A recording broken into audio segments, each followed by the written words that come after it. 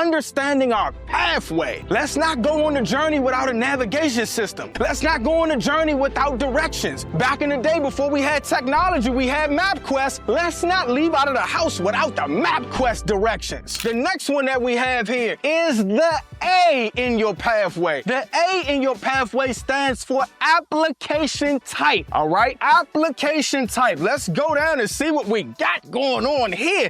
Application type. Before I go apply somewhere, not only do I want to know where they pull from, I want to know what type of application process do I have to go through. And so what I have here before we even go there is, number one, I want to know, even in the midst of understanding the application type, I want to know, does this bank require a relationship with me? I have written up here on the notes, every bank wants your money. Every bank wants deposits. Every bank believes in the law of reciprocity. I give, you give, I give, you give, I give, and you give some more. As long as you don't stop giving and I don't stop giving, then there's no problem. But the banks, they want your deposits. Why? It grows their deposits. It grows their availability. It grows their fundability. It grows their overall assets because they can lend 10 times the money that are in the banks. And so they want your money in the bank. However, there are some banks that require that. There are some banks that don't require that. When you start talking about the larger banks, I want you guys to go to ibanknet.com. You'll be able to see the top 10, 15, 20, 30, 35 banking institutions in the entire country, and you can see that their assets are sitting over $1 billion, i.e. JP Morgan Chase, i.e. Bank of America, i.e. banks like PNC, Wells Fargo. They have such high assets, so now they're in a position right now where they can either go for the relationship or not, depending on the volume and depending on how they have their corporate banking system structured. And so with that being said, you want to realize, you want to discover, okay, who requires me to have a banking relationship? Because that can either expedite the process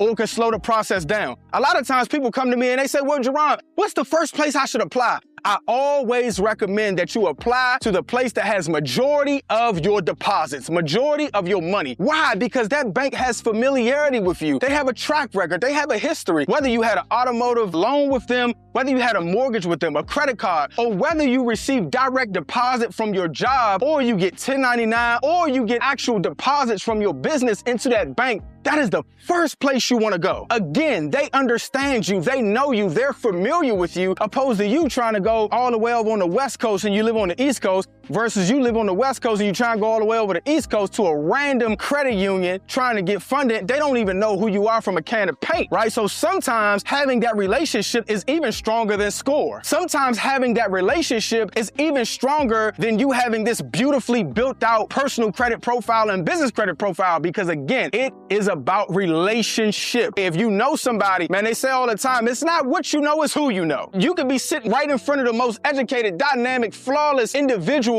world-class leader, but you don't know them, versus this other person, their knowledge base may be subpar, but because you know them, you're a little more familiar with them. And so again, when you start talking about application type, you want to put yourself in a position to say, okay, do they require relationship? And if they do require relationship, I'm gonna drop something on you that is worth times whatever. It's worth $100,000, $1 million, because it can be the defining factor or determining factor as to whether you get approved or denied. My rule of thumb, whenever I'm opening up a business bank account for the first time, I want to go in and at bare minimum, I really want to put $1,000 in that account at minimum. Now, if you can't put 1,000, then try 500. If you can't put 500, try 250. But you want to be able to show the bank that you do have some type of skin in the game, some type of level of liquidity. And so again, at bare minimum, I want to try for 1,000. Now I'm speaking to my individuals out here that may be bootstrapping it, that may be in a season where they scrapping and perhaps your liquidity is a little tough. But now let's speak to those individuals that's already sitting on 50, 60, 70, 80, $100,000, right? If I'm going to open up a bank for the first time, I'm trying to go put 25,000 in there. I want to go put 50,000. I want to go put $100,000 in the bank. Hey, let me give you guys a story. There's a bank out here in the DMV. I sat down with this banker, and it was another brother right on the other side of me. He went and deposited $600,000. He had just gained access to an estate. He went and deposited $600,000 in an account, and they approved him for a $150,000 business line of credit, as well as a $80,000 business credit card. How did that happen? He went in and he maximized his bank rating score. Internally, his business was so strong, not just because he had the LLC, not because it was structured properly,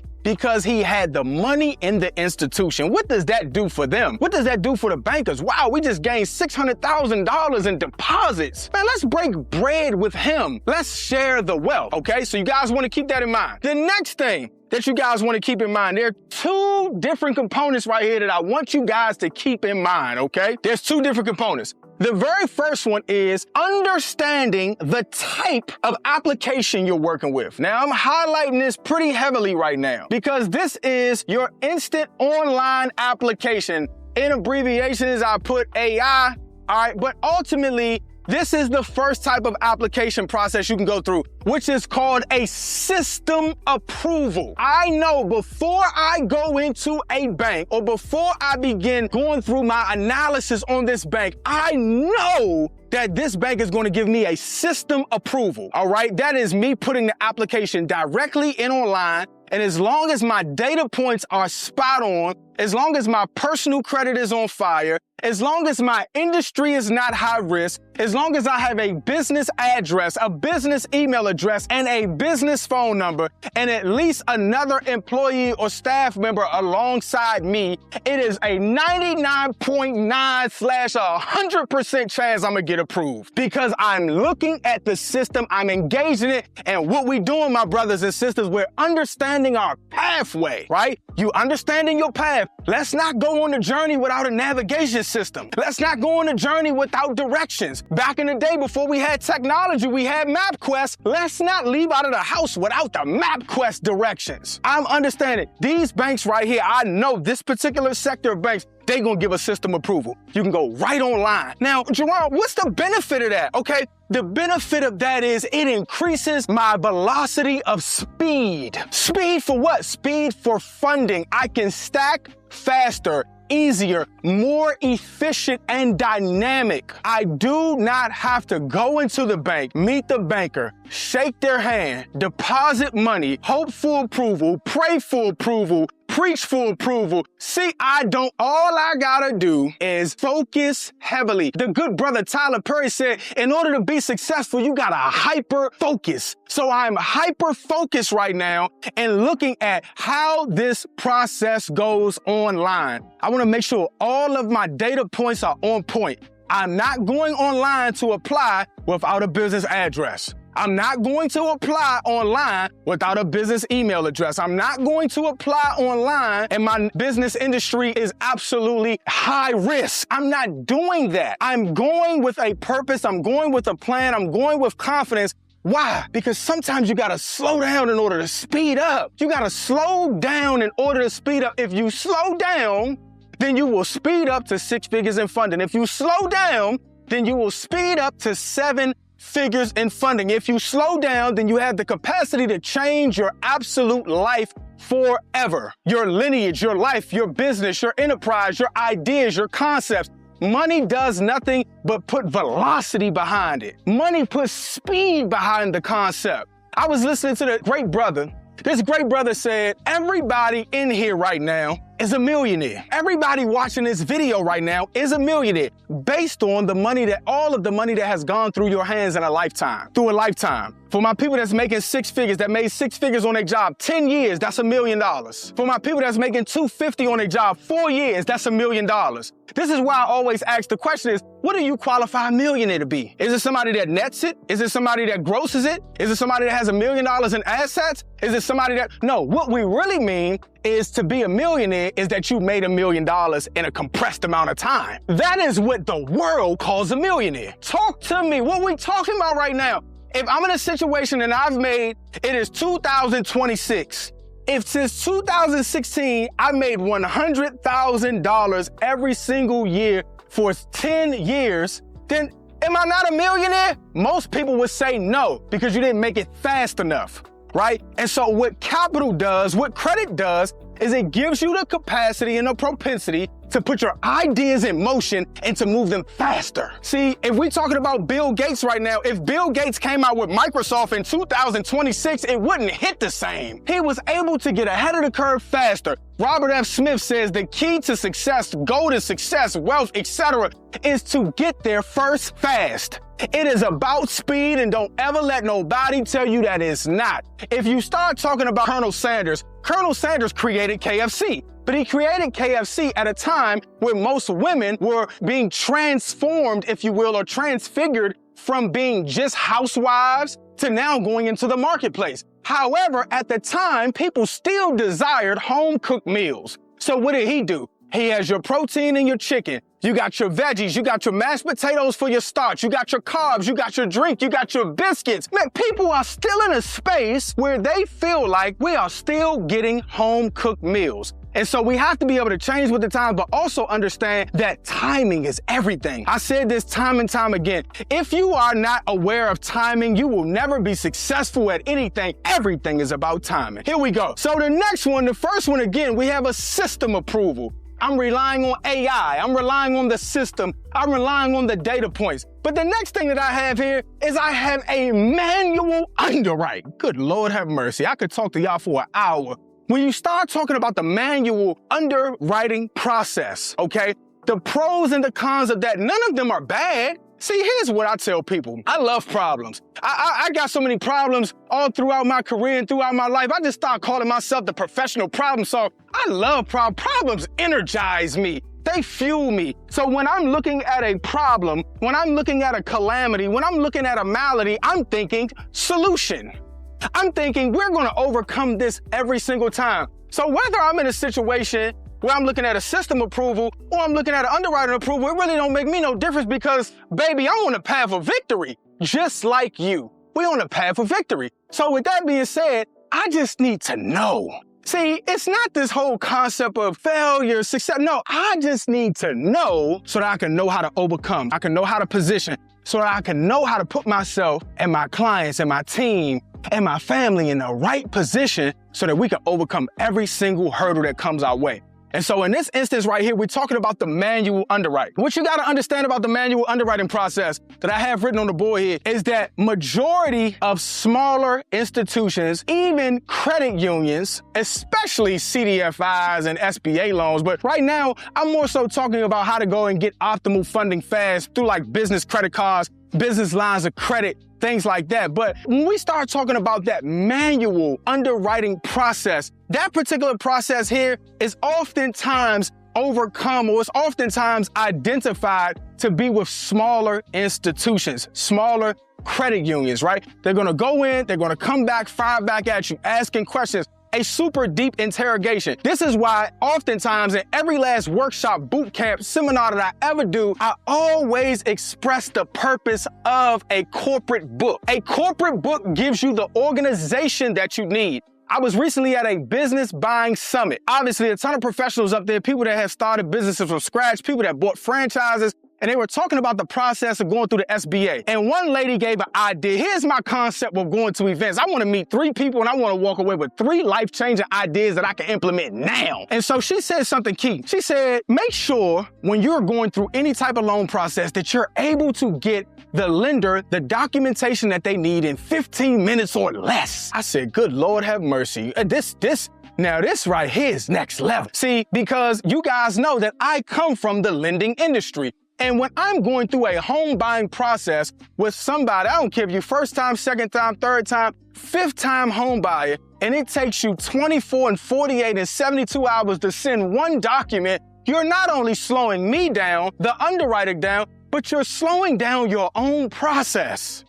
You gotta be able to move efficiently. One of the grand reasons why King Solomon in the book of Proverbs talked about people not having wealth, he said that a lot of people don't have access to wealth because they have a slack hand. You're moving too slow. You have to move diligently. And so diligence oftentimes coincides with organization. You need to get your corporate book. Inside of that corporate book, you want to have your articles of organization. You want to have your EIN. You want to have your profit and loss statement. You want to have your most recent bank statements. You want to have a copy of your ID, a copy of your social security card. You want to have these things just plastered in the book so that when people calling you and asking you for information, you're not all over the place. Oh, you need that? Boom, boom, boom. I got all my documentations in a digital folder, and I also got my documentation inside of an actual hard copy binder. And so again, you want to be able to send this out to them because they're a smaller institution. They want to be not only build relationships, but garner their funds. They don't have a lot of money to play with in the grand scheme, right? They got millions and billions of dollars that they got access to, but they want to build relationships with real people and real businesses that's really in the marketplace doing the work. Do you hear me? Here we go. Next one, the benefit. As you guys heard me just talk about the documents. So many entrepreneurs are going places and applying. I tell people this all the time. You didn't get denied because you applied for the wrong product. You got denied because you applied for the right product at the wrong time. The biggest thing and concept that I've learned throughout just business, finance, yes, but overall life is the gift of discernment. That's being able to navigate through enigmas, things that are puzzling, right? You want to be able to understand what do they need versus what do I have or don't have. If you're somebody that's just starting out, you've identified that you're going to go through this bank and this bank is going to ask you for tax returns. You just started out and you haven't had a job in 5 years. You just been hustling in business. If that's the case, then save yourself the time, but more importantly, save yourself the inquiry, because I know that they're going to ask for what I don't have, right? So you want to identify the docs. That's a simple phone call. That's a simple email. That's a simple connection, understanding what it is that they need. Now, very key component here, also understanding this benefit before we get on to the next place. The benefit here that I love so much about the manual underwriting process. I went through it with NASA Federal Credit Union. I also went through it with Citibank. One thing that I love about the manual process, and I call it manual because I have to take a look at it, but then sidebar here, let me not forget to give you guys this in a second. Boom, just dropped in my spirit. But the thing that I love about the process is that I can sell myself. I can sell my company. I can sell my enterprise. I can, more importantly, sell my vision. So you can't box my vision in. I can sell where we're going. I can sell the vision on this thing and how it makes sense for your bank and how it makes sense for the community and how it's going to make sense for this jurisdiction and how we're going to go out and create jobs. These are things that benefit the social society. These are things that benefit. One of the other things that I want you guys to always take note of and take heed to, good Lord, I don't have enough time, but to always operate from the place of reciprocity and a place of service. So many people get into business and they get into finance and everything is me.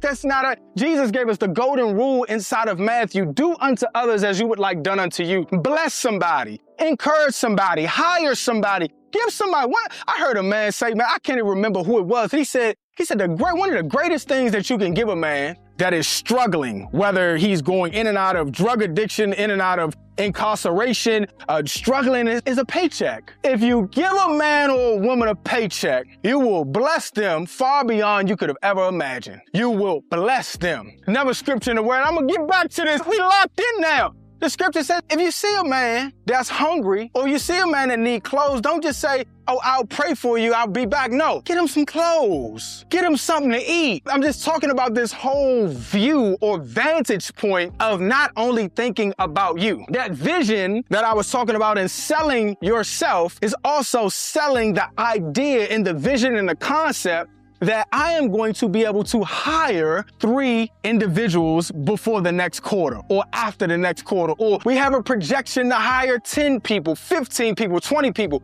Don't you ever, I don't care how big or small your business is, don't you ever forsake the importance of including other people inside of the vision. I'm telling you, it will not only bless them, but it will bless you. It will make you a better leader, a better communicator. It'll make you more wise, more shrewd, more dynamic as you journey along the way. Here we go with the next one. And this is actually still under the application process, but I wanted to make sure that I still gave it to you guys. This next one here is through Ally. So I was able to finance 3 business auto loans under my enterprises since I've been doing business. However, this specific one right here, I came up with this concept of a manual underwrite because when I actually went and I bought a Acura TLX under Ally, Ally was so dynamic and powerful, just so gracious. I loved them so much because they did not even ask for my personal credit. They asked for my EIN, and I was able to finance a $45,000. I want to say it was $45,000 or $50,000 that I was able to finance through Ally Financial to purchase a vehicle without using my social security number at all. However, I came up with the concept because I actually had to fill out an actual sheet of paper. And so one of the things that you'll realize on the actual funding journey, if you guys are looking to get like business auto loans and things like that, is that an actual business auto loan oftentimes puts you in position where you now have this auto loan, and oftentimes these applications are literally met like on paper.